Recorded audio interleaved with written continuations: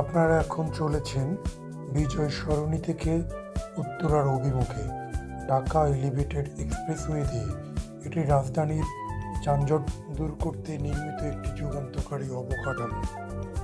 ফার্মগেট থেকে যারা বিজয় সরণি হয়ে উত্তরার দিকে যাচ্ছেন তাদের এই যাত্রার সময় লাগবে 12 মিনিট।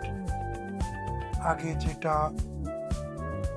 কয়েক গুণ বেশি লাগতো, এখন সেটা 12 মিনিটে আপনি চলে যেতে পারছেন। টোল এবং যানবাহনের বিষয়ে যদি কিছু বলি তাহলে বলবো, এই এক্সপ্রেসওয়েতে প্রবেশ করতে টোল দিতে হবে 80 টাকা। এটা হচ্ছে প্রাইভেট কার এবং মাইক্রোবাসের জন্য। এখানে প্রাইভেট কার, মাইক্রোবাস ও ছোট যানবাহনগুলো চলাচল করতে পারবে, তবে মোটরসাইকেল ও সিএনজি অটোরিকশা এই এক্সপ্রেসওয়েতে চলাচলের কোনো অনুমতি নেই। আমার মতামত হচ্ছে মোটরসাইকেল এবং সিএনজি অনুমতিটা আসলে দেওয়া উচিত ছিল। চিন্তা করে দেখা যেতে পারে, হয়তো ভবিষ্যতে সরকার দিলেও দিতে পারে।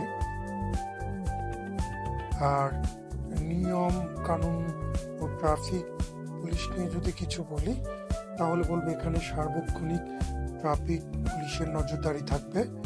যারা লেন ভঙ্গ করবেন বা গতিসীমা অমান্য করবেন তাদের বিরুদ্ধে মামলা হতে পারে, তাই নিয়ম মেনে চলুন, নিরাপদে চলুন।